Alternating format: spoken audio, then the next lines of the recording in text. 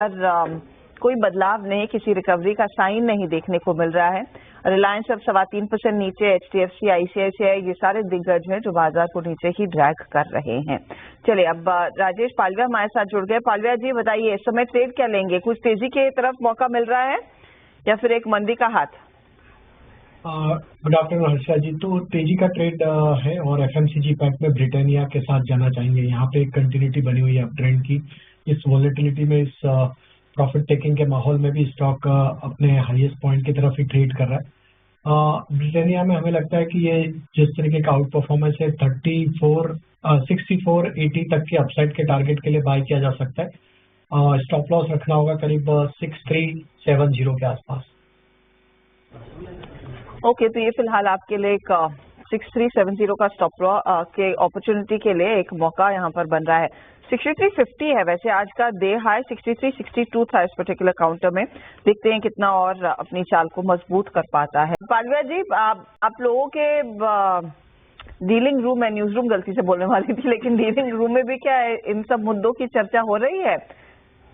हाँ बिल्कुल, और काफी कुछ कवायदे लगाए जा रही कि क्या किस तरीके के कब सेबी ला सकता है या किस तरीके के नॉर्म्स नए डिसाइड हो सकते हैं, जिसमें नेटवर्थ क्राइटेरिया की भी काफी कुछ बातें सुनने में आ रही कि शायद नेटवर्थ क्राइटेरिया भी एक पैरामीटर हो सकता है जो कि रिस्ट्रिक्शन ला सकता है रिटेल क्लाइंट्स के लिए F&O में पार्टिसिपेट करने के लिए। क्योंकि अल्टीमेटली जो ये सारी चीजों का मेन बॉटम लाइन ये है कि रिटेल को किस तरीके से रोका जाए। जिस तरीके से रिटेल इसमें पैसा लूज कर रहे हैं उस पे ही मेजर फोकस है, तो ये क्राइटेरिया भी हो सकता है। तो काफी कुछ डिस्कशन चल रही है डीलिंग रूम में कि क्या पॉसिबिलिटीज बन सकती है इस आउटकम में।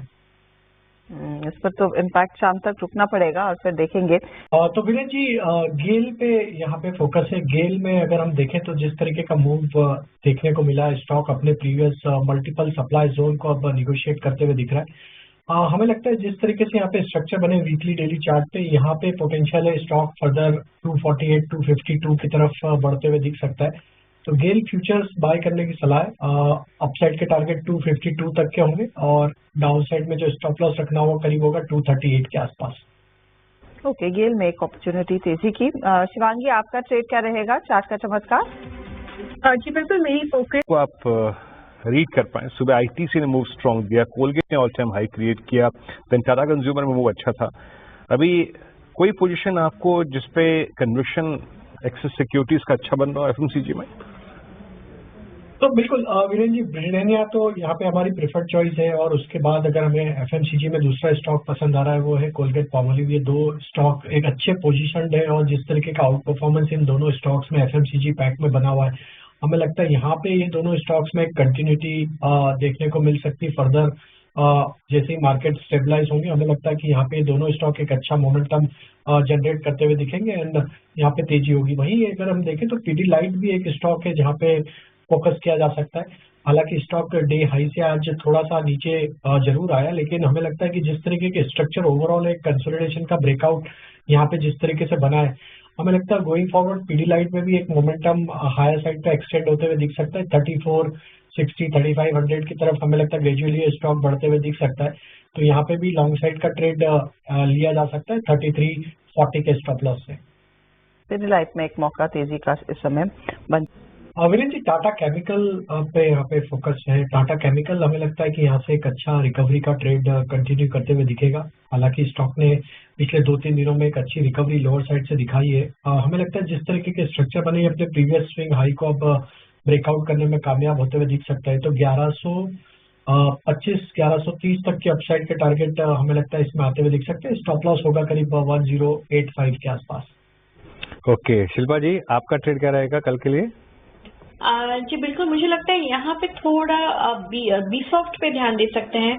बीसॉफ्ट 601 के अराउंड ट्रेड कर रहा है। मुझे लगता तो वीरेंद्र जी देखिए, स्टॉक में आज जिस तरीके का सप्लाई है और जिस तरीके से स्टॉक 20 डे मूविंग एवरेज के नीचे भी फिसलते हुए दिखा है, हमें लगता है कि अगर ये स्टॉक 2970 के नीचे अगर जाता है तो फर्दर यहाँ पे डाउन साइड ओपन होते हुए दिख रही है, जो कि होगी फिर 2940 की तरफ।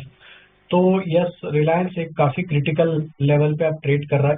जो एक गेन देखने को मिले थे प्रीवियस डे में, वो ऑलमोस्ट सारे गेन यहाँ पे जाते हुए दिख रहे हैं और अपने इंपॉर्टेंट सपोर्ट एरिया 3000 के भी नीचे अब क्लोज होते हुए दिख रहा है। तो हमें लगता है यहाँ पे वीकनेस आ सकती है। अगर ये 2970 के नीचे फिसलता है तो 2940 तक की डाउन साइड इमीडिएट बेसिस पे देखने को मिल सकती है। ओके, चलिए अब आपको बताते हैं बैन में कौन कौन से स्टॉक्स आ सकते हैं। हिंदुस्तान कॉपर बैन में जा सकता है, 115% की पोजीशनिंग वहां पर हो गई है। और जो सुबह सुबह हम बात कर रहे थे ना आज पिडलाइट की, बर्जर पेंट्स की, एक वजह प्लीज ब्रेंड क्रूड की ट्रैजेक्टरी रखिए। जिस प्रकार की क्लोजिंग की तरफ ये स्टॉक बढ़ रहा है, आई थिंक बर्जर पेंट्स और even Pidilite for that matter जो हमने डिस्कस किया अभी, शानदार क्लोज है। राजेश पालवे जी, आपका व्यू क्या बन रहा है इस वक्त? शायद हम पिडलाइट को ज्यादा चेज करते हैं, हम एशियन पेंट्स को ज्यादा चेज करते हैं, बट 24 फरवरी 2022 के बाद सबसे स्ट्रॉन्ग फेज में और उस दौर के बाद के सबसे हाईएस्ट क्लस्टर में स्टॉक क्लोज हो रहा है। आपकी रीडिंग क्या कह रही है? तो देखिए पीडीलाइट तो यस यहाँ पे हमें बुलिश ही लग रहा है और जिस तरीके के इसके ओवरऑल स्ट्रक्चर बने हुए यहाँ पे एक कंटिन्यूटी बनी हुई है अप ट्रेंड की, और हम एक्सपेक्ट करें कि शॉर्ट टर्म में टारगेट इसके 3450 3480 की तरफ बनते हुए दिख सकते हैं। तो पीडीलाइट छोटी मोटी गिरावट में बिल्कुल ऐड किया जा सकता है। यहाँ पे हमें लगता है कंटिन्यूटी रहेगी अप ट्रेंड की। डाउन साइड में जो स्टॉप लॉस रखना है वो करीब ट्रेडिंग पॉइंट ऑफ व्यू से करीब होंगे 3315 3320 के आसपास। अजय पेंट्स पे राजेश पालवे जी।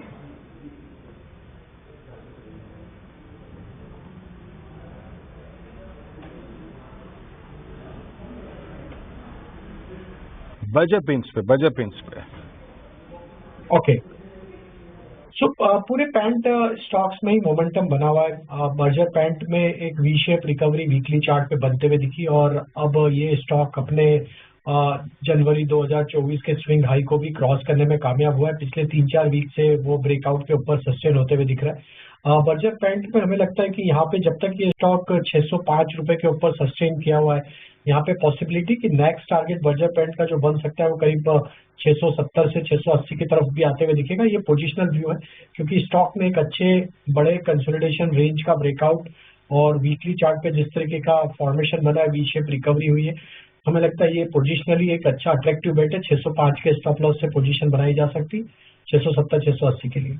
बर्जर पेंट्स में एक मौका दिख रहा है। अमित, कोरोमंडल इंटरनेशनल पर नजर डालेंगे प्लीज। 1685 के लेवल्स पर स्टॉक आया है और स्टॉक ओपन इंटरेस्ट के लिहाज से करीब 2-2.25% के गेन्स